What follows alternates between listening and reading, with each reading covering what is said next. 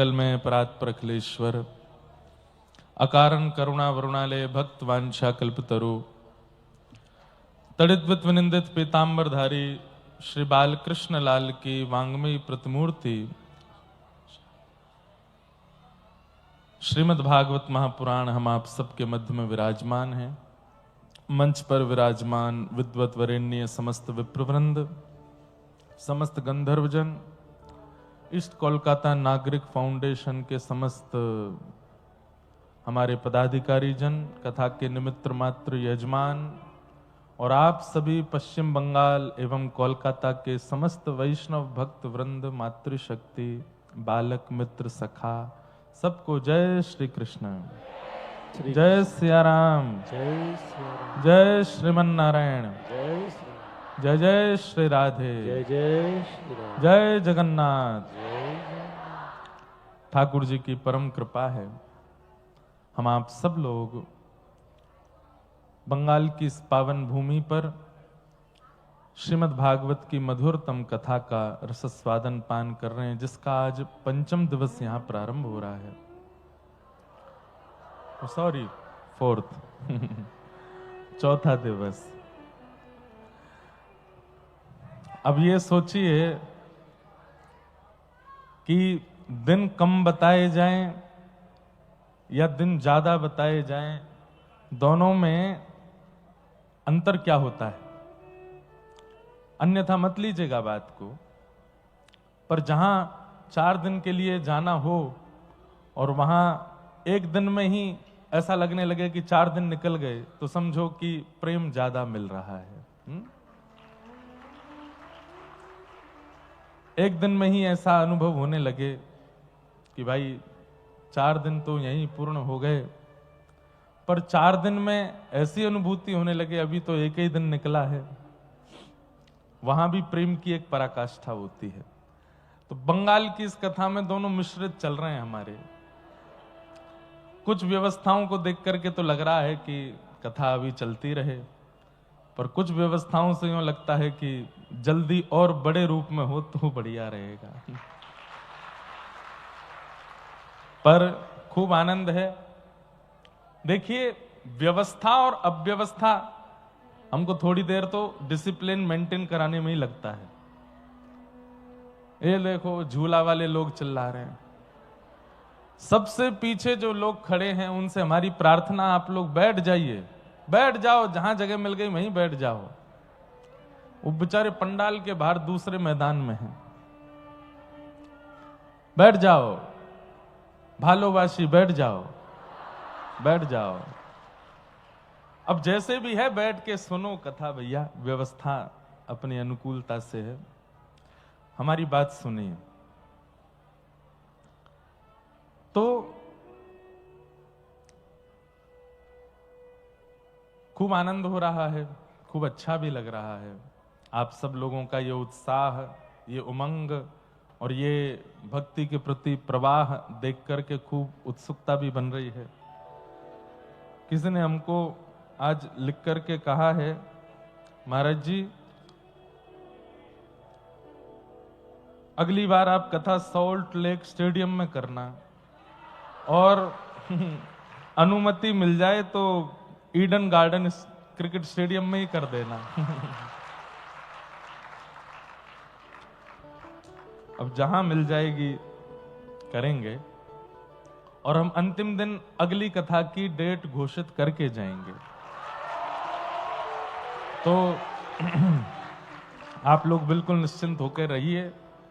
जो जो आपकी क्या कहते हैं वो कमी रह गई इस बार, सबकी भरपाई होगी। कमी कोई रहती नहीं है ठाकुर जी के। लेकिन एक बात आपको फिर बता दूं, यहां पर खड़े होकर के घिचपिच करके जैसे तैसे करके मिन्नतें करके भीतर प्रवेश करके कथा का जो सुख है वो एक अलग सुख है। जब व्यवस्थित कथा सुनोगे तो तब इसकी याद आएगी, बोले कि अब तो देखो ऐसे ही हम नॉर्मली घुस जाते हैं, कोई हमको रोक टोक नहीं होती, कहीं भी बैठ के सुन लेते हैं। वो भी एक समय था जब परिश्रम करके देखो, प्रेम वही स्वच्छ होता है जिसमें परिश्रम किया गया हो। जहां पर प्रेमी की प्राप्ति के लिए परिश्रम ही नहीं किया गया, कोई एफर्ट ही नहीं डाला गया है, तो वो प्रेम कहीं ना कहीं उसका मूल्य आप समझ नहीं पाते हो। तो एफर्टलेस प्रेम नहीं होना चाहिए। तो ये एफर्टलेस कथा नहीं है, यहाँ बहुत एफर्ट्स लगाए हैं। बड़े बड़े 30 मार खाओं ने भी कलकत्ताओं के खूब एफर्ट लगाए हैं यहाँ कथा सुनने के लिए। कई तो बेचारे डर के मारे ही नहीं आ रहे कि महाराज जी हम धक्का सहने के अभी उस स्थिति में नहीं है, अगर पड़ गया धक्का तो सीधे कथा से वैकुंठ में ही पहुंचेंगे। तो कई लोग तो बेचारे आते हैं मिलने के लिए, या हमारे पूज्य पिताजी नाना जी की तो इतनी कथाएं हुई हैं कलकत्ता में, उनके पुराने पुराने श्रोताओं के सबके आ रहे हैं कि लाला पहली बार आयो, हम जाएंगे सुनवे। लेकिन वे सब बोलते हैं कि कैसे बैठेंगे, कहाँ बैठेंगे, क्या करें। हम के बैठे रहो वहीं घर से ही सुनो, आपको जो एफर्ट लगाने थे वो लगा चुके, अब युवाओं को लगाने दो, अब युवाओं को करने दो। तो वो भी एक बात है कि जब पूर्ण व्यवस्थित कथा होगी तो इस कथा की याद भी आएगी कि भाई बहुत एफर्ट लगाने पड़े, बहुत मेहनत परिश्रम मशक्कत करके हमको कथा में जाना पड़ रहा था। तो जब बिना मशक्कत परिश्रम के आओगे तो इसकी याद आएगी। और ये बात बिल्कुल सत्य है कि जहां परिश्रम किया जाता है किसी वस्तु की प्राप्ति में, तो वस्तु का मूल्य समझ आता है। तो जब हम वक्ता हैं, हमको इतना परिश्रम करना पड़ता है, तो आप लोगों को तो कितना ही करना पड़ता होगा। पर करेंगे खूब आनंद के साथ में। बंगाल के भक्तों की चर्चा के साथ एक कथा जरूर करेंगे। अब तो हमको लगता है कि हर साल हमको कलकत्ता आना पड़ेगा। और मिष्टी दही और क्या रसगुल्ला संदेश, क्या अद्भुत। वास्तव में कथा उस दिन मानिएगा कि आपको नाम ही याद नहीं रहे इन सब चीजों। कथा की मिठास के आगे ये सब फीके लगने लगे हैं। समझो उस दिन कथा सुनी आपने, हमको याद नहीं रहता, आपको याद आ जाता है, इसका मतलब अभी कथा मीठी लगी नहीं है। कथा के मिष्ठान के आगे ये सारे मिष्ठान फीके लगेंगे। तो सब आनंद होगा। आज कुछ मेरे पास में प्रश्न आए हैं, मैं उनको एक बार दृष्टि थोड़ा डाल लूं। अगर लगेंगे कि आप सबके मध्य कहने के हैं तो उसका मैं भाव रखूंगा। भगवान के प्राण प्रिय संतों का संग कैसे प्राप्त किया जाए? क्या करें जिससे उनकी कृपा प्राप्त हो और भगवान की भक्ति प्राप्त हो? देखो, किसी समय में सत्संग उनके संग रह करके करने का विशेष नियम होता था, लेकिन जैसी आधुनिकता बढ़ती चली जाती है हमको उसी प्रकार की व्यवस्थाएं देखनी पड़ती हैं। तो आज की डेट में अगर आप ठाकुर जी के प्राण प्रिय संतों का संग करना चाहते हैं तो उसमें आप केवल गुरु के वचन अटल कर मानो, उनके वाणी के द्वारा किया गया जो आग्रह है, जो आज्ञा है, उसका पालन करना प्रारंभ कर दो। यही आज की तारीख में ठाकुर जी के प्रिय संतों का संग है।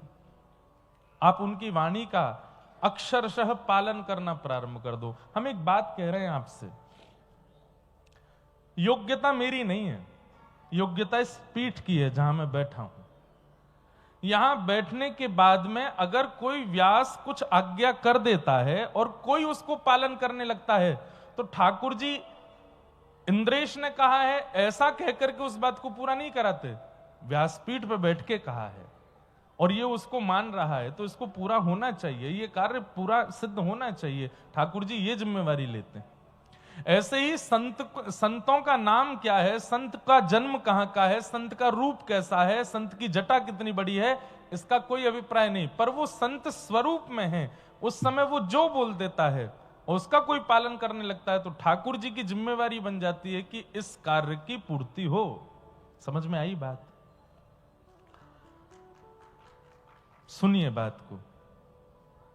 तो आज के समय में आचार्यों की वाणी का पालन, इसी से ही भगवत प्राप्ति संभव है और यही सत्संग है।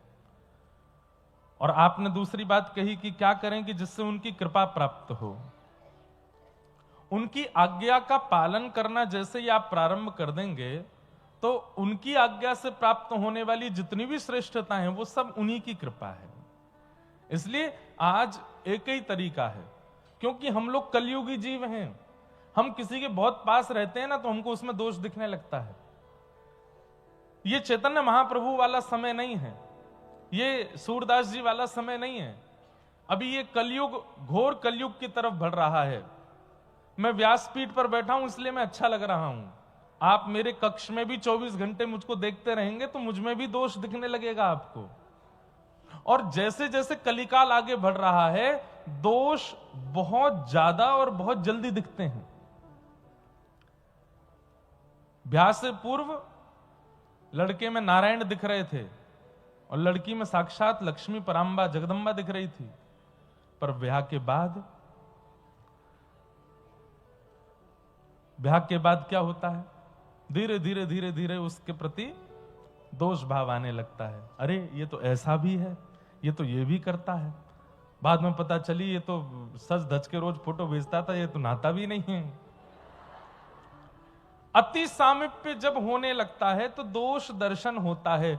संसार में हो, परिवार में हो, पति में हो, पत्नी में हो, बच्चों में हो तो कोई बात नहीं, वहां स्वीकार कर लिया जाता है। लेकिन जब संत वैष्णव भक्तों में दोष दिखता है ना तो वो अपराध हो जाता है, और वो अपराध फिर भक्ति को नष्ट करने वाला होता है। इसलिए आप बहुत पास मत जाइए किसी के, क्योंकि इस संसार में दोष सबके अंदर है। दोष विमुक्त कोई नहीं है, चाहे वो कितनी भी बड़ी पदवी पर बैठा हो, उसके भी अति सामीप्य में रहने लगोगे तो आपको उसमें भी दोष दिखेगा। कहीं वो भक्तों में दोष दिखने लगा, संतों में दोष दिखने लगा तो फिर वो अपराध बन जाएगा।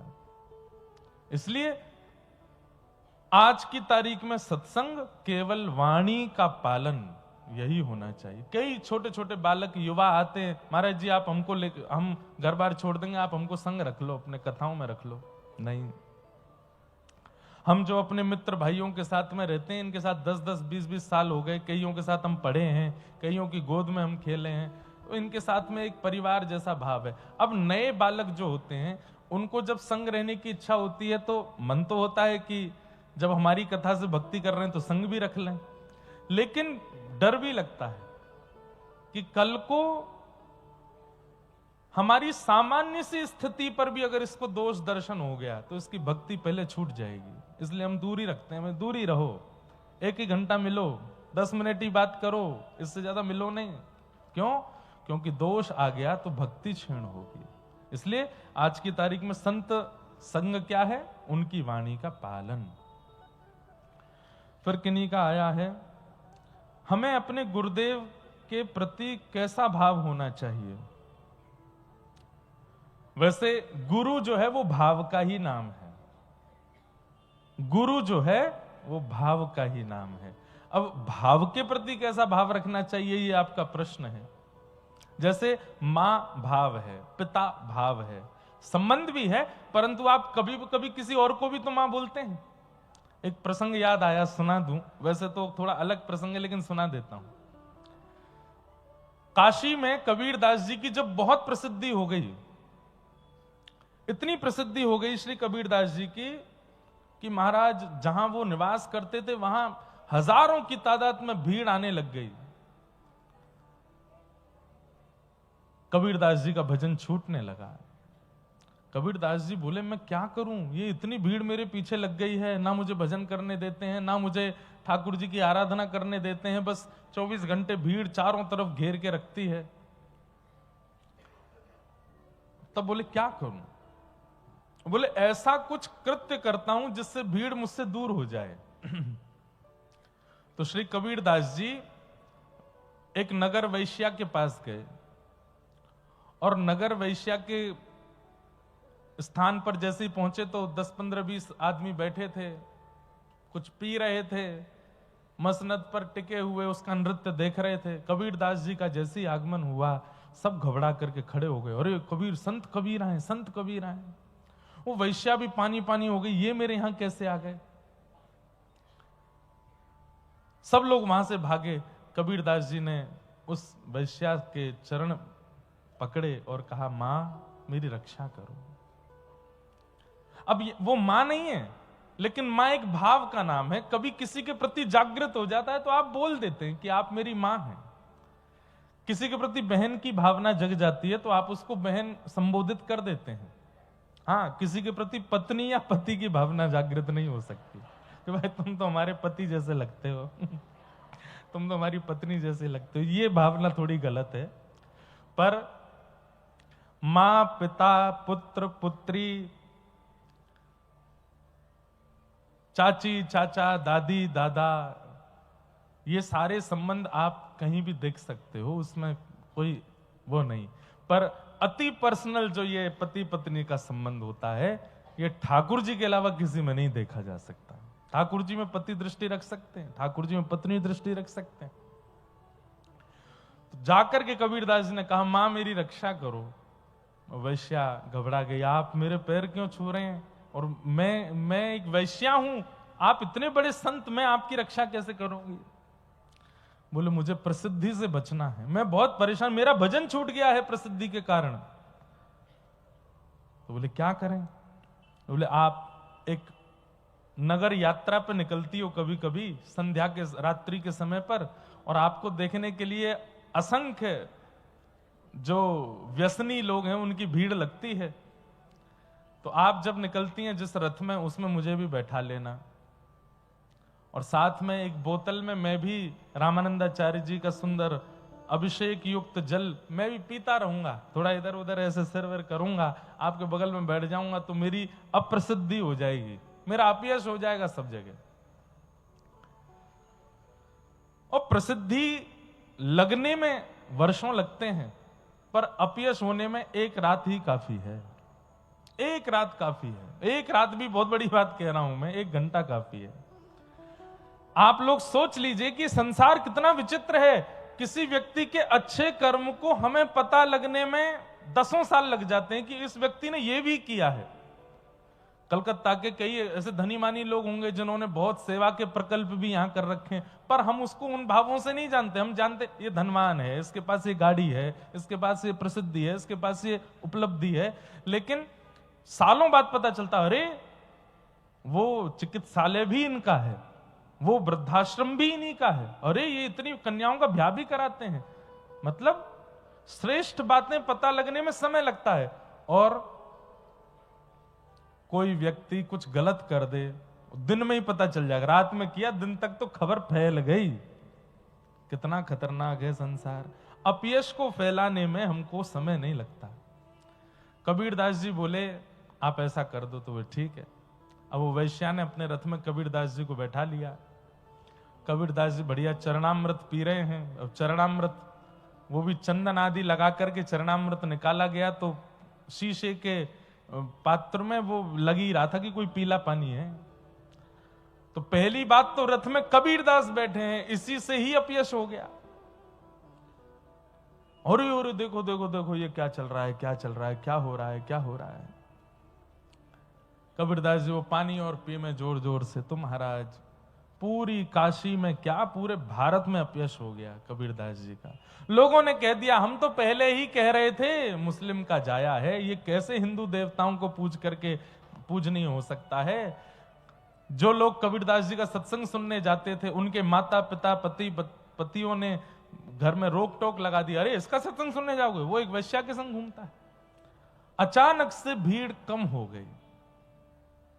कबीरदास जी बोले अब अच्छा, अब शांति है, अब सब दूर दूर तक चले गए हैं, अब बढ़िया है। तब भजन में उनका मन लगा।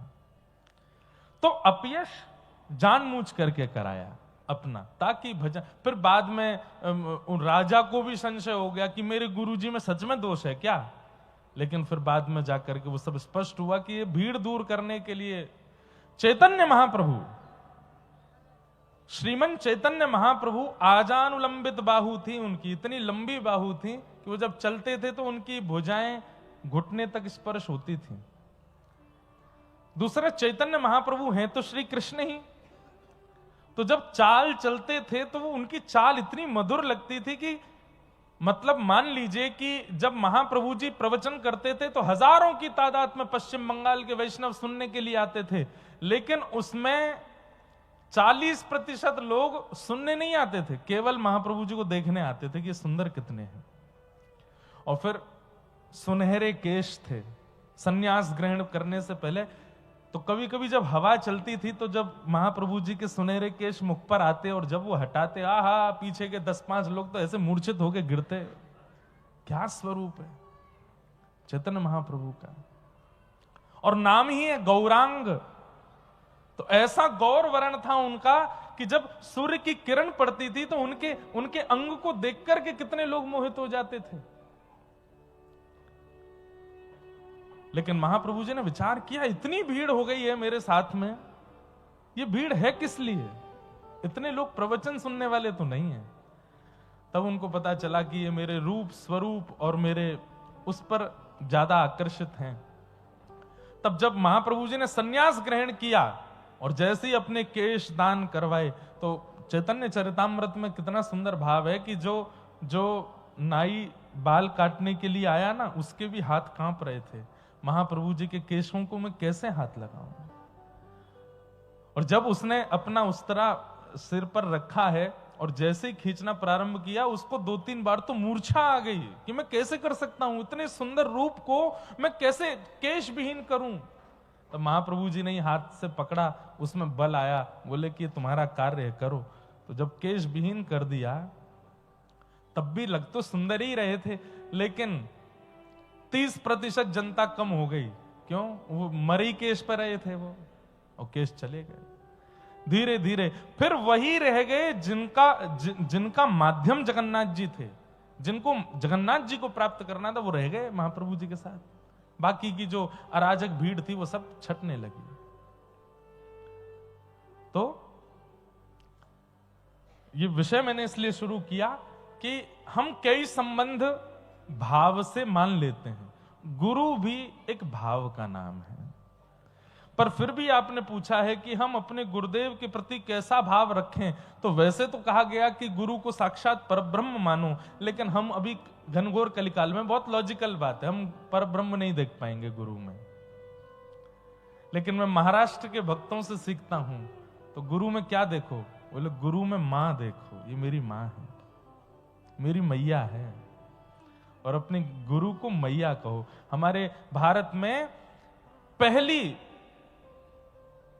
इधर देखो, यहां देखो, हमारे भारत में पहली महिला साधु हुई और उनका नाम था, मैं नाम भूल गया, ऐसे मेरे को विक्षेप होता, और अब अभी याद था, सहजोबाई। क्या नाम था?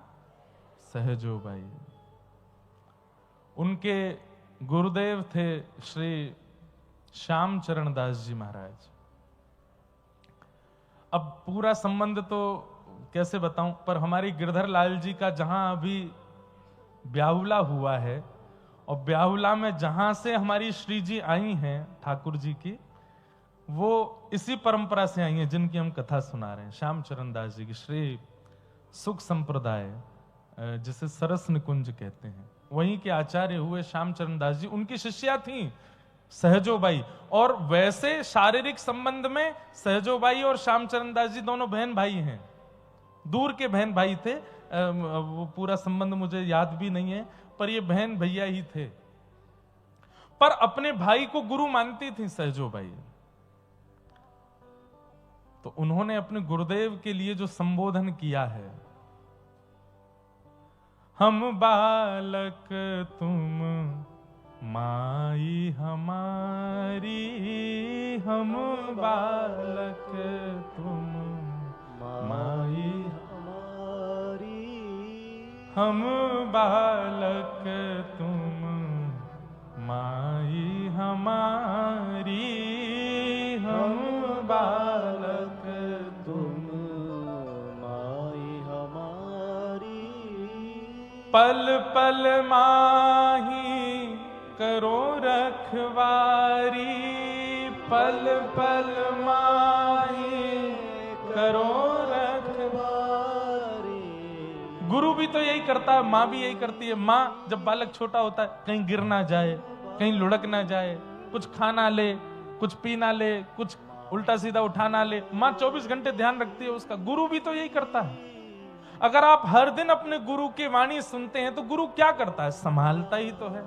ये मत करना, ऐसा मत कर देना, यहां मत चले जाना, ये मत खा लेना, ये मत पी लेना, इस प्रकार का व्यवहार विचार मन में मत ले आना। पल पल माही करो रखवारी, पल पल माही करो रखवारी। हो हम बालक तुम माई हमारी, हम बालक तुम तो माई हमारी। वैसे तो गुरु परब्रह्म हैं, परंतु आजकल जो समय चल रहा है, हो सकता है कि आप परब्रह्म दृष्टि ना कर पाओ गुरु के प्रति, इसलिए मां की दृष्टि रखो। वो भले ही पुरुष रूप में, फिर भी उनको मां ही देखो। ये हमारी मैया है, हमारी मां है। संत श्री ज्ञानेश्वर माउली उनको कहते हैं महाराष्ट्र में। माउली मतलब मां। ज्ञानेश्वर जी महाराज को माउली कहते हैं। वहां तो पंडरीनाथ विठल भगवान को भी माउली कहते हैं। रामकृष्ण परमहंस कौन है? स्वयं विवेकानंद की मां है, मैया है। वही तो समझा रहे हैं। तो इसलिए आपका जो भाव है कि गुरु के प्रति क्या भाव रखें, वैसे तो परब्रह्म भाव होना चाहिए, परंतु आप इतनी श्रेणी में नहीं पहुंचे कि आप अपने गुरु को परब्रह्म ही देखो। इसलिए मां दृष्टि में देखो, मां के रूप में देखो। जब सब आपके, दूसरा तीसरा प्रश्न है, जब सब आपके अपोजिट हों और भक्ति में मन ना लगे और लोग आपकी भक्ति पर सवाल उठाएं और मन अशांत हो, तो क्या करें? अब देखो, एक बात हमारी बहुत ध्यान से सुनिए, ये निश्चित ही युवा का प्रश्न है। जब सब आपके अपोजिट हों तब भक्ति में मन ना लगे, इसका मतलब क्या है? आप भक्ति उन लोगों की आप अपनी साइड में करने के लिए कर रहे हो। वो भक्ति भक्ति ही नहीं जहां कोई अपोजिशन में ना चला जाए आपके। और सबसे पहले अपोजिट जाने वाले तो परिवार के ही होते हैं, माता जी, पिताजी। अब हम देखो, ये बात मन से बताने की तो नहीं, पर मैं बताता हूं। जब हमारे लाल जी पधारे, गिरधर लाल जी, इतना भक्ति में परिवार हमारा, पूज्य पिताजी महाराज पिछले 53 वर्षों से कथा कर रहे हैं। घर में राधा माधव ठाकुर जी की सेवा होती है, जिनका ब्याहुला में सारा क्रम हुआ इस बार। 80 वर्ष पुरानी सेवा है घर में। लेकिन दास के पास जब गिरधर लाल जी पधारे 6 साल पहले, पूरी कथा तो बहुत बड़ी है कैसे आए, पर जब ठाकुर जी आ गए तो मेरी स्थिति ऐसी, उस समय हमारी कथा ज्यादा होती नहीं थी, साल में 6-7 कथा होती थी। बाकी के दिन घर में बैठे बैठे क्या करूं, पूरे दिन में सेवा में ही लगा रहता। अच्छा, मुझे श्रृंगार आता नहीं था, तो मैं जबरदस्ती ठाकुर जी को क्या पहनाऊं, कैसे पहनाऊं। तो हमारी माता जी की जो नई नई साड़ियां आती थी, पता चलती कि जो पहनी ना हो वो कहां रखी हैं। वहां चुपचाप जाता, कैंची से काट पीट करके निकाल लाता सामान, उसको ठाकुर जी को कभी नीचे कुछ बना के पहना दिया, कभी कुछ धरा दिया। घर में नीचे सबके पास दौड़ के जाता, लाल जी का दर्शन करके आओ, श्रृंगार किया है। श्रृंगार शुरू होता था 8 बजे सुबह और पूरा होता था 2 बजे दोपहर में। छोटे से हमारे लाला, उंगलियों से श्रृंगार बड़ा मुश्किल से होता था। हमारी माताजी बोले ये लाला ने जो वस्त्र पहनो है ये तो बहुत सुंदर है। और फिर माताजी जाके जब अपनी कबर्ड चेक करती, तब पता चलते, अरे मुझे तो लगती पता नहीं कौन सा नया चूहा घर में घुसे आया है, रोज कुतर जाता है साड़ियों को। अब पता चली ये दोनों चूहा हैं, मैं और मेरे लाल जी यही कुतरते हैं। तो कुछ दिन तक हमारी माताजी बड़ी परेशान रहती, बोलो कुछ नहीं करता, पूरे दिन ऊपर बैठा रहता है, ठाकुर जी की सेवा करता रहता है, न घर के कामकाज देखा कर। तो हमारी कथाएं होती नहीं थी, तो माँ को भी रहता था कि भाई कथा इतनी नहीं होती तो घर के काम देखो, गौशाला जाओ, सामने वो देखो, यहाँ घर के कार्यकाल देखो। हम पूरे दिन सेवा में लगे रहते। उस समय कुछ दिन के लिए ऐसा होता था कि मेरे को सब समझाते थे, भाई पूरे दिन ये सेवा में लगा रहना ही काम नहीं है, थोड़ा अध्ययन आदि से अपनी कथाओं का क्रम भी बढ़ाओ, ऐसा करो। तो अपोजिशन तो आते हैं, जब आप भक्ति मार्ग में आओगे तो सबसे पहले अपोजिट होने वाले घर के ही होते हैं। तो आपने जो ये बात कही कि जब सब आपके अपोजिट हों और भक्ति में मन ना लगे, इसका मतलब क्या है? जब सब संग होंगे तभी मन लगेगा ना। चाहे दुनिया अपोजिट हो जाए, भाई प्रेम करने वाला कैसा होता है? माताजी नहीं मान रही, पिताजी नहीं मान रहे, परिवार नहीं मानना, रिश्तेदार नहीं मान रहे, ब्याह तो इसी से ही करना है। यही तो प्रेम। वो सबसे लड़ जाता है करके अपने मन की, तो वो तभी तो प्रेम है। इसका मतलब ये नहीं कि ऐसा ही करो आप। लेकिन ये ठाकुर जी के संबंध की बात है। अपोजिशन अगर आपके हो रहे हैं और आपका भक्ति में मन नहीं लग रहा है, इसका मतलब भक्ति शुद्ध नहीं है। चाहे जो जितने अपोजिट हो जाएं, अरे मारपीट तक हो जाए। ठाकुर, हम कथा सुना रहे हैं श्री हरिदास ठाकुर की, कोड़े मारे जा रहे हैं तब भी हरिनाम नहीं छोड़ रहे हैं। यही तो प्रेम है।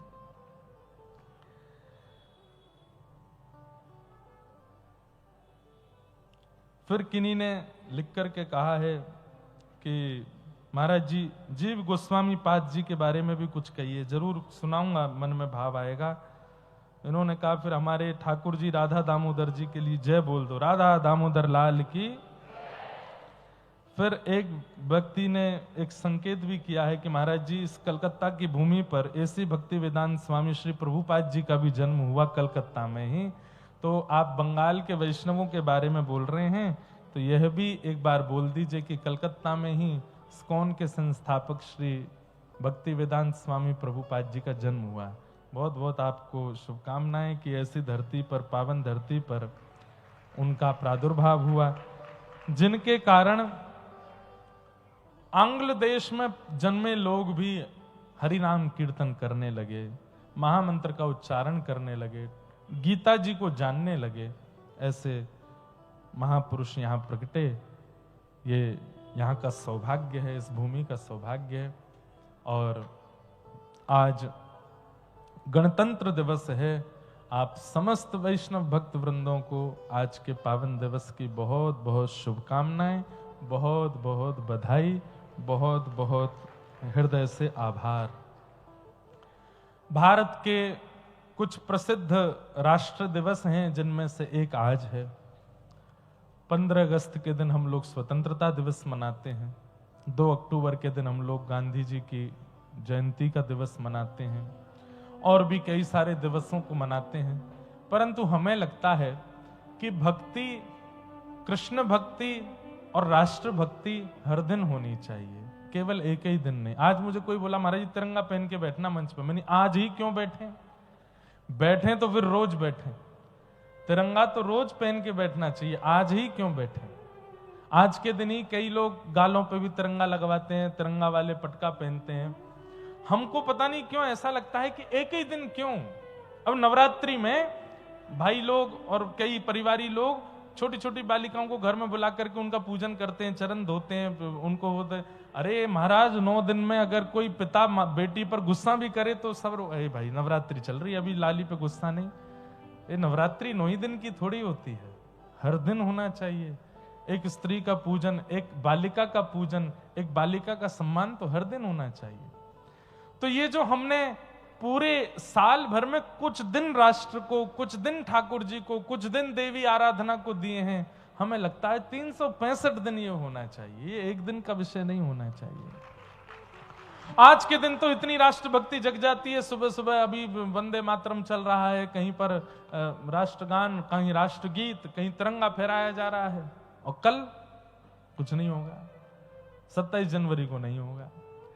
ऐसे ही नवरात्रि में होता है, 9 दिन तक तो बिल्कुल व्रत करते हैं, और जहां दशमी लगी, एकादशी गई, द्वादशी को महाराज भारतवर्ष के मुर्गों की सामत आ जाती है।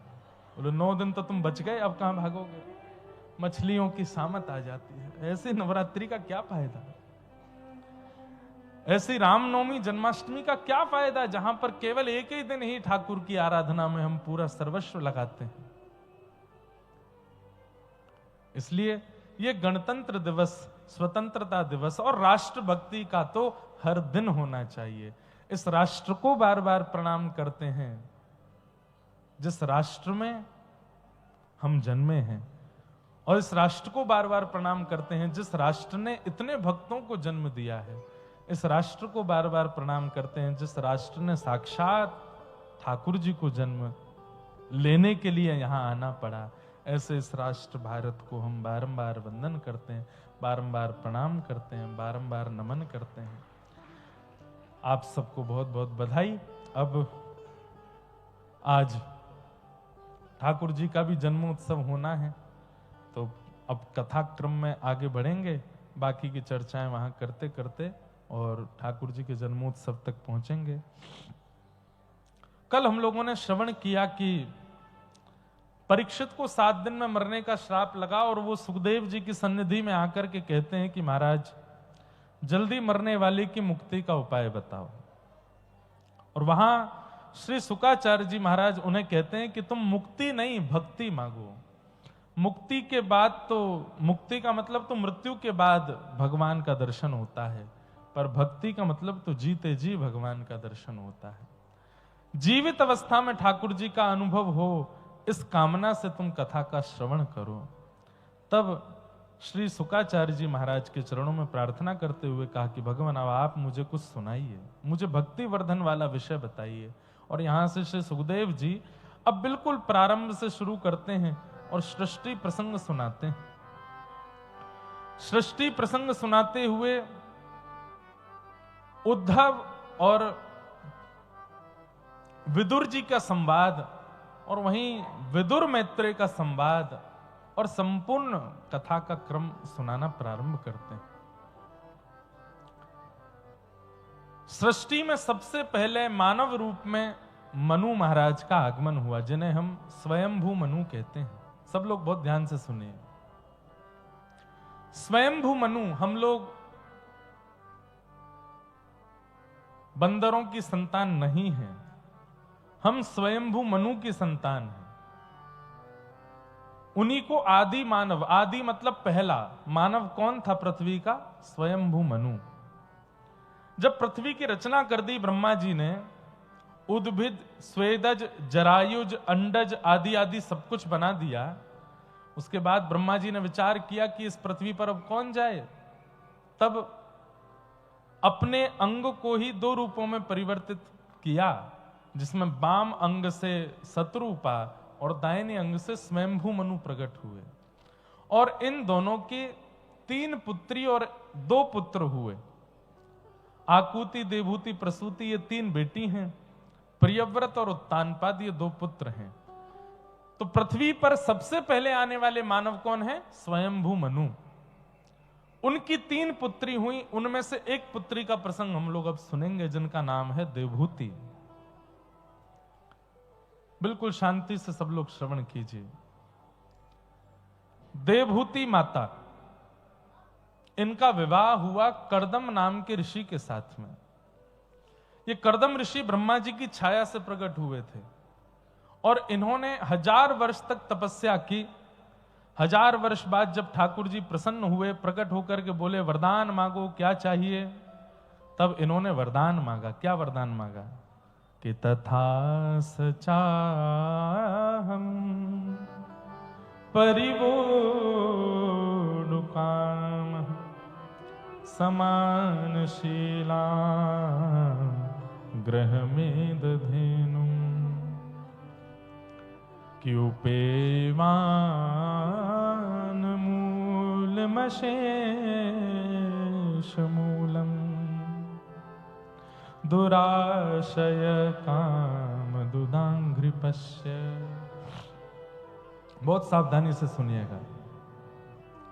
और जिन लोगों के विवाह नहीं हुए हैं अभी तक, वो इस श्लोक को याद कर लीजिएगा और नित्य ठाकुर जी से यही श्लोक बोलना है। अब विवाह हो जाएगा इसकी गारंटी नहीं है, पर जिससे होगा वो अनुकूल होगा आपके। 1000 वर्ष तक तपस्या की स्वयंभू मनु ने, और स्वयंभू मनु की जब तपस्या से प्रसन्न होकर नारायण प्रकट हो गए शंख चक्र गदा पद्म धारण करके, तो कहा वरदान मांगो, क्या चाहिए? तब उन्होंने ये श्लोक कहा और कहा भगवान एक ही वरदान दीजिए। बोले क्या? मैं आपसे जितना प्रेम करता हूं, मैं आपकी जितनी सेवा करता हूं, मैं आपकी जितनी भक्ति करता हूं, मुझसे भी 100 गुना ज्यादा प्रेम, भक्ति और सेवा करने वाली एक कन्या से मेरा ब्याह हो जाए, ये कृपा कर दो। ऐसा वरदान ना पहले कभी किसी ने मांगा था, ना आज तक कोई मांग पाया ठाकुर जी से। क्या मांग रहे हैं? 1000 वर्ष के तप के फल में कोई ये मांगता है कि नाथ कोई ये मांग ले मुझे सुंदर कन्या मिल जाए, मेरा सुंदर पति से ब्याह हो जाए, अच्छे धनवान संपत्तिवान परिवार में हो जाए, ये सब बोलते हैं लोग। पर ऐसी आराधना गौ के समान सीधी साधी और आपकी भक्ति करने वाली, आपसे प्रेम करने वाली एक कन्या से मेरा विवाह हो जाए, ये वरदान दे दीजिए। ठाकुर जी इतने प्रसन्न हो गए, बोले तुमने 1000 वर्ष की तपस्या इसलिए की थी? बोले जी नाथ। वाह, क्या समझ में आती है बात? आपने कई सत्संगों में सुना होगा भगवान से पुत्र नहीं मांगना चाहिए, भगवान से पुत्री नहीं मांगनी चाहिए, भगवान से व्यापार घर बार बन जाए ये सब नहीं मांगना चाहिए, भगवान से सब। लेकिन यहां एक बात सिद्ध हो गई, केवल पुत्र मत मांगो। ठाकुर जी से कहो कि नाथ भक्तिवान पुत्र प्राप्त हो, ठाकुर जी भक्तिवान पुत्री प्राप्त हो। करमेती बाई का नाम सुना है सबने? जैसे भक्तिमती मीराबाई हैं, ऐसी राजस्थान में प्रकट हुई करमेती बाई। करमेती बाई जी के प्रसंग में आता है कि उनके पिताजी ब्राह्मण कुल में थे, कथा आदि करते थे, संतान हुई नहीं, तो अपनी कुल देवी से हट करके गए कि मैं कुल देवी के पास जा रहा हूं, मुझे संतान चाहिए, और अगर मुझे संतान का आशीष नहीं दिया तो मैं अपनी बलि चढ़ा करके आ जाऊंगा देवी के ऊपर। इस कामना से निकले तो मार्ग में ही एक सुंदर स्त्री का दर्शन हो गया। उस स्त्री को देख करके इनके पिताजी, करमेती बाई के पिताजी बोले कि तुम सामान्य तो नहीं हो, कौन हो? बोले मुझे नहीं पहचाने, मैं तुम्हारी कुल देवी हूं। तो तुरंत चरणों में गिर गए, बोले मां आप यहां प्रकट हो गए? बोले तुम क्या कह रहे थे कि अपनी बलि चढ़ा के आ जाओगे यदि मैंने तुम्हारी कामना पूरी नहीं की? बोले मां मैं क्या करता, आधा जीवन निकल गया विवाह के बाद, अभी तक संतान नहीं है, इसलिए मैंने हठ पूर्वक, गलती हो, क्षमा हो गई, मुझे क्षमा कर दीजिए, मैंने आपसे ऐसा कहा। बोले जाओ 4 पुत्र होंगे तुम्हारे। तब करमेती बाई के पिताजी ने हाथ जोड़ करके कहा पुत्र होंगे अच्छी बात है, पर मेरी इच्छा तो एक पुत्री की है। जब पुत्री की, उस समय में कोई पुत्री नहीं मांगता था, भ्रूण हत्या हो जाती थी, स्त्रियां घर में जन्म लेती, बालिका तो उसके प्रति बड़ी दुर्भावना आदि रखते थे, और सब रहा ही है भारत में। ये भारत का इतिहास नहीं था ऐसा, ये मुगलों ने जब आक्रमण किया भारत के ऊपर, उसके बाद भय के कारण माता पिता की हम इसकी रक्षा कैसे करेंगे, इसलिए ऐसी धारणा बनती चली गई। क्योंकि मुगल आक्रांत घरों से उठा उठा करके ले जाते थे और माता पिता कुछ नहीं कर पाते थे। भारत की ऐसी कभी इतिहास नहीं रहा कि यहां पर स्त्री, माता, बालिकाओं का कभी भी जन्म सफल नहीं माना जा। यहां तो मांगा गया है कि हमारे यहां पुत्री हो जाए। तब इन्होंने वरदान में मांगा कि 4 पुत्र होंगे अच्छी बात है, लेकिन एक पुत्री हो, ये मेरा सौभाग्य होगा। तब मां इनकी कुलदेवी इतनी प्रसन्न हो गई, और प्रसन्न होकर के कहा, बोले मैंने बस इतना कहा था 4 पुत्र होंगे, उनका व्यवहार स्वभाव कैसा होगा मैंने ऐसा कुछ नहीं कहा था, लेकिन अब मैं वरदान देती हूं तुम्हारी 5वीं पुत्री होगी, और वो पुत्री इतनी भक्तिमय होगी, इतनी भक्तिवान होगी, इतनी शीलवान होगी, इतनी करुणावान होगी, उसका चरित्र व्यास मंचों से गाया जाएगा, और उसको दर्शन देने के लिए स्वयं साक्षात श्री योगेश्वर कृष्ण प्रकट होंगे और उसको अपनी पत्नी रूप में स्वीकार करेंगे। वरदान है मेरा। संतान की कामना नहीं करनी चाहिए, पर भक्तिवान संतान हो यह तो मांगना चाहिए कि नाथ या तो संतान हो नहीं, जननी जने तो भक्त जन के दाता की सूर, नहीं तो जननी बांझ रहे काय गवावे नूर। मां का तो सौभाग्य होगा या तो वो देशभक्त को जन्म दे या ठाकुर जी के भक्त को जन्म दे। ये बिचले नहीं होने चाहिए घर में, जो ना भक्ति करते हैं ना राष्ट्र की भक्ति से कोई मतलब, ना ठाकुर जी की, केवल पूरे दिन उड़ाने के लिए आए पिताजी का धन। ऐसे पुत्रों को जन्म दे करके तो मां की कुक्षी अपने आप को दुर्भाग्य मानती है। जननी जने तो भक्त जन, या तो राष्ट्र भक्त हो या ठाकुर जी का भक्त हो। इसलिए जो नव विवाहिता यहां बैठी हैं या जिनका विवाह जीवन में कभी होगा, ऐसे पति पत्नियों को या ऐसे स्त्री पुरुषों से हमारी प्रार्थना, नित्य ठाकुर जी से प्रार्थना करना विवाह के बाद। पहले तो ब्याह से पहले ही प्रार्थना करो कि जो मिले जीवन संगी वही भक्त हो, और जब वो भक्त मिल जाए तो फिर नित्य प्रार्थना करना कि संतान हो तो भक्त हो, या तो देशभक्त हो या आपका भक्त हो, सामान्य नहीं होना चाहिए। तो यहां इन्होंने कहा कि मेरे को ऐसी कन्या से मेरा विवाह हो जाए जो आपकी परम भक्त हो। तो ठाकुर जी इतने प्रसन्न हो गए कि ठाकुर जी की प्रसन्नता के कारण नेत्रों से अश्रुबिंद गिरने लगा, और प्रसन्न होकर के ठाकुर जी ने कहा, स्वयं करदम चिंता मत करो, इस पृथ्वी के प्रथम मानव स्वयंभू मनु की पुत्री है, उसका नाम है देवहूति, वो तुमसे भी ज्यादा मेरी भक्ति करती है, उसी से तुम्हारा ब्याह होगा। दुनिया के संबंध कराने वाले बिचौलिया अलग अलग होते हैं, पर करदम ऋषि के बिचौलिया ठाकुर जी हैं। ठाकुर जी आके बोल के गए, उसकी कन्या से ब्याह होगा तुम्हारा।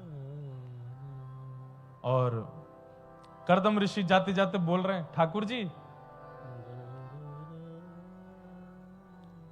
कब होगा ब्याह, ये और बता जाओ। ठाकुर जी बोले, कब करना है? बोले जल्दी से जल्दी करवा दो, बस 1000 साल तो निकल गए तपस्या में। ठाकुर जी बोले, परसों हो जाएगा, परसों ही होगा तुम्हारा ब्याह। लेकिन ठाकुर जी भी जाते जाते बोलने लगे, करदम एक बात और बोलो, पूछनी है। बोले क्या? तुमने मुझे नहीं मांगा, 1000 वर्ष की तपस्या के बाद तुम मेरी कामना भी तो कर सकते थे। बोले नाथ, आपको मांग लूंगा तो आपको देख लूंगा, देखने के बाद में एक समय आएगा नेत्र थक सकते हैं, मैं शरीर की कोई गारंटी नहीं लेता, एक समय आएगा कि मेरी आंखें थक सकती हैं, मेरे हाथ पैर आपकी सेवा में थक सकते हैं, पर आपको ना मांग करके एक भक्त जीवन साथी मांगूंगा, तो दोनों एक दूसरे के साथ में बढ़िया कीर्तन संकीर्तन कथा सुनकर के नित्य ऊर्जा में रहेंगे और नित्य आपकी भक्ति में हमारा वर्धन होता रहेगा। इसलिए नाथ मैंने भक्त जीवन साथी मांगा। ठाकुर जी जाते जाते बोले, सुनो भाई, हम तुमसे बड़े प्रसन्न हैं, तुमने एक वरदान मांगा, लेकिन एक हम अपनी तरफ से देना चाहते हैं। करदम ऋषि बोले क्या? बोले एक वरदान तुमने मांगा तो हमने दे दिया कि करदम ऋषि की स्वयंभू मनु की पुत्री से तुम्हारा ब्याह होगा, एक वरदान हम अपनी तरफ से दे रहे हैं। बोले क्या? तुम्हारे घर पुत्र बन के मैं ही आऊंगा, मैं ही तुम्हारा पुत्र बन के आऊंगा। करदम ऋषि तो नाचने लगे, बोले नाथ ये तो मैंने सोचा भी नहीं था, आपने मुझे दे दिया। बोले कि जब भक्त पत्नी और पति दोनों भजनानंदी मिल जाते हैं तो घर में पुत्र पुत्री नहीं, मैं ही आता हूं, मेरा ही जन्म होता है। लेकिन अनुभव की बात बता रहा हूं, हम लोग इतने घरों में गए हैं, दोनों भक्त हों बहुत कम देखा जाता है, पर कभी कभी दिख जाते हैं ना कि दोनों भक्त हैं, तो मन बड़ा प्रसन्न होता है कि पत्नी भी भक्त है, पति भी भक्त है। अब तो निश्चित इस घर में कल्याण है, ठाकुर जी आएंगे, और या ठाकुर जी आ चुके हैं, ठाकुर जी निवास ही कर रहे हैं। दोनों भक्त हों थोड़ा कम होता है, कहीं कहीं पति ज्यादा भक्त हैं, कहीं पत्नियां ज्यादा भक्त हैं। लेकिन आजकल पता नहीं चलता है, आजकल ट्रेंडिंग चल रही है ना भक्ति, पति सच्चा भक्त है पर पत्नी इसलिए भक्त है क्योंकि फोटो खींच के इंटरनेट पर डलेगी तो व्यूज ज्यादा मिलेंगे, वो इसलिए भक्त है। तो आजकल तो थोड़ा मुश्किल हो गया पहचान करना, पर भैया सात्विक दोनों यदि भक्त हैं, सात्विक भक्ति दोनों के अंदर है, तो ठाकुर जी आएंगे आएंगे आएंगे, निश्चित आएंगे। स्वयंभू ठाकुर जी कहकर के चले गए। स्वयंभू मनु की पुत्री देवहूति के साथ में करदम ऋषि का विवाह हुआ, और विवाह के बाद अब प्रसंग तो बहुत बड़ा है, 9 पुत्रियों ने जन्म लिया। 9 पुत्रियों के बाद एक दिन करदम ऋषि को लगा कि मैंने तो ब्याह इसलिए किया था कि भक्ति वर्धन हो, ये तो बहुत बड़ा परिवार हो गया मेरा, 9 बेटियां। वन में जाने लगे, बोले कि देवी अब तुम संभालो बच्चों को, मैं तो वन में जाता हूं। बोले इनका ब्याह करके जाओ, पिता हो आप, पुत्र होते तो नहीं कहती, पर पुत्रियां हैं, ब्याह करके जाओ। तो 9 पुत्रियों का विवाह किया। बोले अब मैं जाता हूं वन में। अब बेटियां चली गई अपने घर और शत्रु देवभूति माता अकेली रह गई। और यहां पर स्वयंभू ये कर्दम ऋषि कहने लगे मैं वन में जा रहा हूं। तो देवभूति माता बोली अब मैं अकेली मैं कहां रहूंगी, एक पुत्र होता तो उसके सहारे जी लेती। तब कर्दम ऋषि बोले अरे भगवान ने अपना वचन नहीं निभाया, वो बोले थे कि पुत्र बन के आएंगे। तब दोनों ने कुछ समय का व्रत किया ठाकुर जी से प्रार्थना करके, और जब 10वीं संतान प्रकट हुई तो उसके रूप में साक्षात भगवान कपिल का प्रादुर्भाव हुआ। बोलो कपिल भगवान की। जिन कपिल भगवान की चरण रज इस पश्चिम बंगाल की भूमि को प्राप्त हुई है। कहां? गंगा सागर में। आज भी कहते हैं कि कपिल भगवान गंगा सागर में आज भी विराजमान है, और कोई परमनिष्ठ भक्त जाता है तो उसको आज भी अनुभव कपिल भगवान का हो जाता है। कपिल भगवान का जन्म हुआ, धीरे धीरे आप बड़े हुए, पिताजी वन में चले गए। देवभूति माता ने एक दिन कपिल भगवान, मां को पता था कि भगवान ही है, एक दिन ठाकुर जी के चरणों को पकड़ करके बोली थोड़ी देर के लिए भूल जाइए कि मैं आपकी मां हूं, मैं भूल जाती हूं आप मेरे पुत्र हो, आप भगवान हो मैं भक्त हूं, मेरे कुछ जिज्ञासाएं हैं उनका समाधान करो। बहुत सुंदर प्रसंग है कपिल देवभूति संवाद। देवभूति माता ने पहला प्रश्न किया है ठाकुर जी से, क्या? कि निर्वेणा नितराम भूमल असद इंद्रिय तर्षणात् येन संभाव्यमानेन प्रपन्नाधम तम प्रभो। बहुत ध्यान से सुनिएगा। देखो, रसगुल्ला खाने का अधिकार तभी मिलता है जब आपकी शुगर लेवल कम हो। ठाकुर जी का जो जन्मोत्सव है ना, वो रसगुल्ला है, और ये जो कथाएं हैं ना, ये शुगर लेवल को कम करने की औषधियां हैं। ये ज्ञान परक कथाएं, वैराग्य परक कथाएं, इनको जरूर सुनिए ध्यान से, तभी ठाकुर जी का जन्म होगा हृदय में। इसलिए इन प्रसंगों में ऐसे मत हो जाए कि जो कि बड़ा कठिन है, बड़ा क्लिष्ट प्रसंग है, ज्ञान वर्धक है या वैराग्य वर्धक है, इनको सुनिए, बहुत कुछ प्राप्त होता है इन भावों से। और कल से तो रसगुल्ला, गुलाब जामुन, संदेश, ऐसी कथाएं हैं, ठाकुर जी की व्रज की लीला है। तो इसलिए आज थोड़ा ये ज्ञान परक भाव सुनिए। कितना सुंदर प्रसंग है। देवभूति माता कहती है, नाथ मैं अपनी शरीर की समस्त इंद्रियों की इच्छा पूरी करते करते हार चुकी हूं, पर मेरी इच्छाएं पूरी नहीं हो रही हैं, और इनकी इच्छा पूरी करने के चक्कर में हम नरकगामी हो जाते हैं। कृपा करके ऐसा कोई उपाय बताओ कि शरीर की इंद्रियों की इच्छाएं समाप्त हो जाएं। हमारी इंद्रियां शांत नहीं होती। आपको ऐसा लगता है कि एक पुचका खा लोगे तो जीव शांत हो जाएगी, आपकी इच्छा समाप्त हो जाएगी। ना, वो थोड़ी देर के लिए न्यूट्रल फॉर्म में चली जाती है बस, पर 1-2 दिन बाद वो फिर से इच्छा प्रकट होने लगती है। अच्छा, पुचका खाने वाले, संदेश खाने वाले, रसगुल्ला खाने वाले, स्ट्रीट फूड खाने वाले, हम केवल जीव की बात करेंगे, बाकी इंद्रियों की आप अपने आप समझ जाना।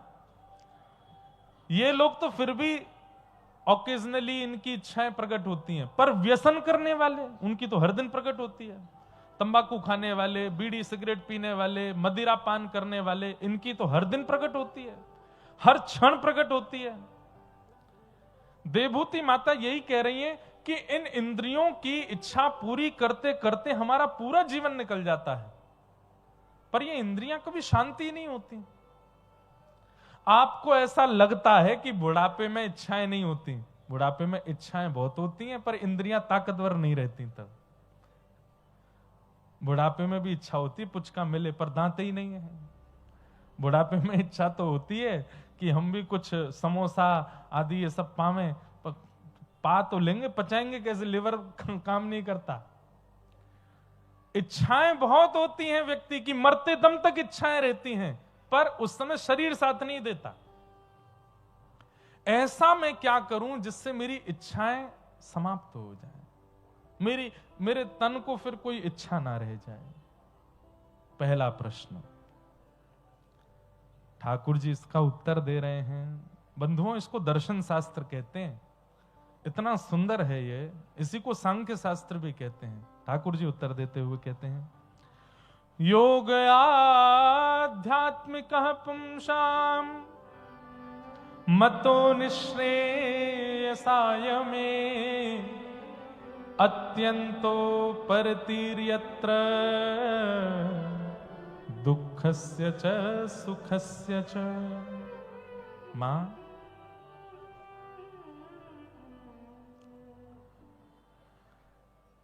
आध्यात्मिक योग की कमी होने के कारण, आध्यात्मिक योग किसको कहते हैं? सीधी भाषा में सत्संग। व्यक्ति जब सत्संग शून्य हो जाता है तो उसकी इंद्रियां एक्टिव हो जाती हैं। अभी इसका प्रमाण दूं, यहां पर कितने सारे लोग हैं, सब बैठे हैं, कोई चेयर पे बैठे हैं, सोफा पे बैठे हैं, नीचे बैठने वाले पहले दिन से ज्यादा हो गए अब। पर इतनी देर आप किसी और सभा में नहीं बैठ सकते, पर यहां आप लोग बैठे हैं। ये भी भूल गए कि हमारे पैरों में दर्द हो रहा है, ये भी भूल गए कि हमने पानी नहीं पिया, ये भी भूल गए कि पीछे कोई सपोर्ट नहीं है, बस बैठ करके एक टक व्यासपीठ की ओर देख करके कथा सुन रहे हैं। आपकी इंद्रियों की इच्छाएं कहां चली गई इस वक्त? वो सब समाप्त हो गई, क्योंकि आपका पूर्ण रूपेण मनोयोग कथा में लगा है, सत्संग में लगा है। यही 7 दिन का क्रम यदि 365 दिन होने लग जाए तो धीरे धीरे आपकी इंद्रियों की इच्छाएं अपने आप शून्य होती चली जाएंगी, समाप्त होती चली जाएंगी, सामान्य होती चली जाएंगी। ठाकुर जी कह रहे हैं, मां, इंद्रियों को संभालने का एक ही तरीका है, क्या? अपना संग सुधारो, अपना वातावरण सत्संग युक्त कर लो। एक बात प्रमाणित करें, आप अभी जाइए और पुचका की दुकान पर जाके आप पानी पूरी खाओ, आपको खिला देगा।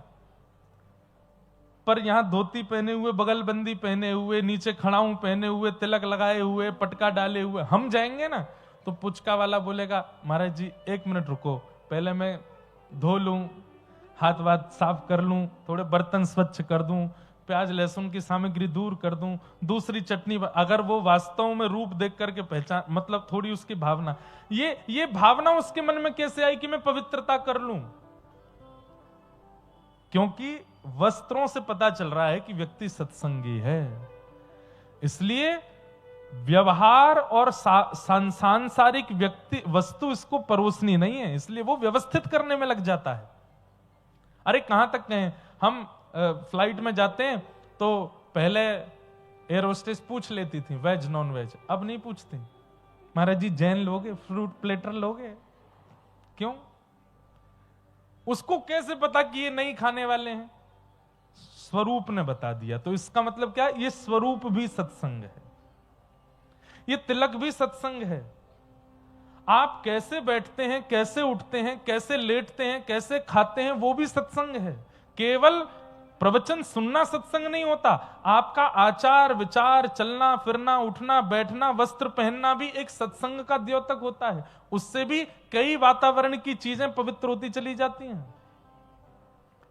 और जब व्यक्ति इस प्रकार का व्यवहार करने लगता है, इस प्रकार से जीवन जीने लगता है, तो अपने आप उसकी इंद्रियां शांत होने लगती हैं। मां, हम लोगों की स्थिति कैसी हो गई है? जो कुकर होता है ना, कुत्ता, उसको हड्डी बहुत प्रिय होती है। क्यों? उसमें ना तो रस है, ना खाने की कोई वस्तु है, जड़ हड्डी उसको प्रिय क्यों है? कहते हैं कि वो उसको जब चबाता है तो उसके दांत जो हैं, उसके मसूड़ों से रक्त निकलता है, अपने ही रक्त को जीभ पे लेकर के वो खुश होता है। पीड़ा तो बहुत होती है, पर इतना आसक्त हो चुका है कि अपने रक्त से ही उसको आनंद आने लगता है। हमारी आपकी स्थिति भी ऐसी है।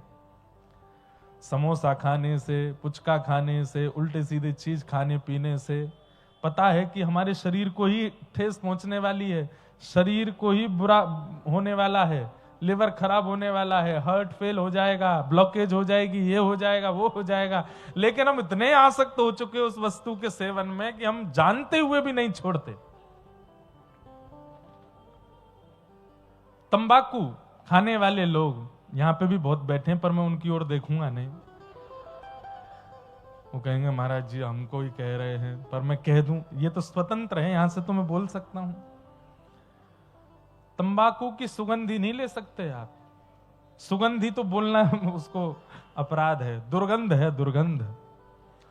और वो ऐसा वाला जो होता है ना, ये वाला, ये तो बहुत ही गंदा होता है। आप कहोगे महाराज जी आपको कैसे पता? 2-4 लोग हमने भी देखे हैं। एक थे एक बार गाड़ी में, बहुत पहले की बात, उन्होंने ऐसे करके जैसे ही ऐसे फटकारा, और उसके बाद जो पता नहीं नाइट्रोजन थी, जाने कार्बन डाइऑक्साइड थी, जाने वो कौन सी थी, बस ये थे कि हे नाथ प्राण बचाओ। तुरंत शीशा वीशा नीचे किए, तब हवा लेकर मैंने कि भाई इसको हम नासिका में नहीं ग्रहण कर पा रहे, तुम इसको जीभ पे कैसे ले लेते हो? बीड़ी पीने वाले, सिगरेट पीने वाले लोग, उस बीड़ी का धुआं, सिगरेट का धुआं जब आ जाता है तो विचलनता हो जाती है, वो उसको भीतर कैसे धारण कर लेते हैं? मांस मदिरा, किसी के घर में मांस बनता है, आप तो सब यहां रहते हैं, अनुभव होता होगा। जल तोरई जब बनाई जाती है, आहा, ऊपर से नीचे तक रूह कांप जाती है, कोई सहन नहीं कर सकता उसकी उस गंध को, पर लोग उसको खा जाते हैं। कैसे?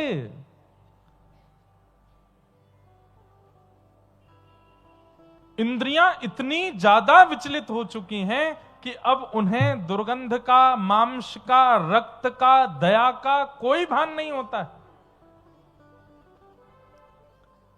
और इसको सुधारने का केवल एक ही तरीका है, सत्संग हर परिस्थिति में ले आओ। हर परिस्थिति मतलब कानों को भी सत्संग कराओ कथा सुना के, नेत्रों को भी सत्संग कराओ संत वैष्णव ठाकुर जी का दर्शन करा के, तन को भी सत्संग कराओ, वस्त्र ही ऐसे पहनो जिससे लगे कि हां आप ठाकुर जी के हो।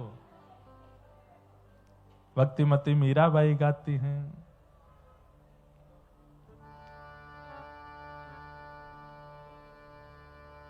थे के वो तो सावरा में मोर मुकुट बन जाऊं, थे के वो तो सावरा में मोर मुकुट बन जाऊं, थे के वो तो सावरा में मोर मुकुट बन जाऊं, थे के वो तो सावरा में मोर मुकुट बन जाऊं, पैरण लागे सांवरो जे, पैरण लागे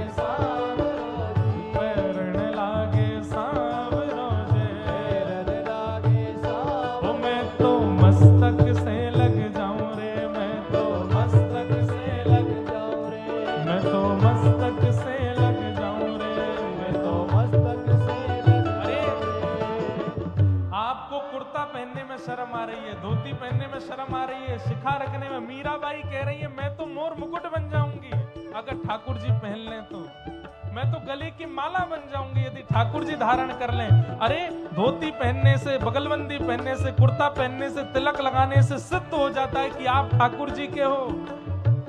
जैसे मंगल सूत्र वाली कन्या, सिंदूर लगाने वाली कन्या से प्रमाणित होता है कि इसका विवाह हो गया है, ऐसी तिलक लगाने वाले, धोती पहनने वालों का भी प्रमाण होता है कि इनका भी राधा रमन जी से ब्याह हो चुका है।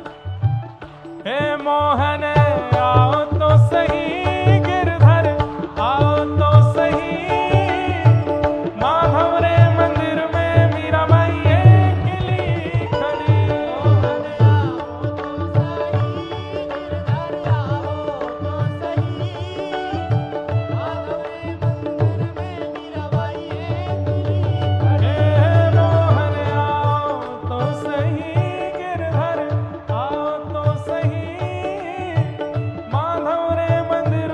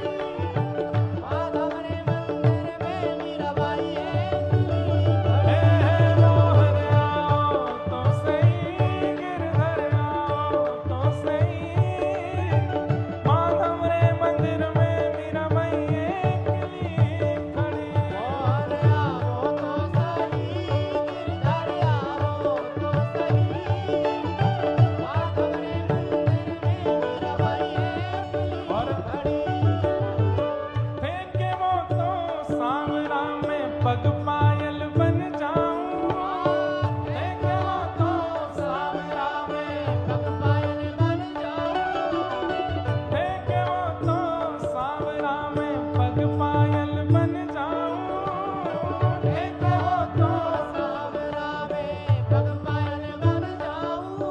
अरे नाचन लागे सांवरो जे, नाचन लागे सांवरो जे, नाचन लागे सांवरो जे, नाचन लागे सांवरो। ओ मैं तो चरणा में रम जाऊं रे, मैं तो चरणा में रम जाऊं रे, मैं तो चरणा में रम जाऊं रे। चरणा में हे मोहन हे गिरधर, हे मोहन आओ तो सही, गिरधर आओ तो सही। माधव रे मंदिर में मीराबाई अकेली खड़ी।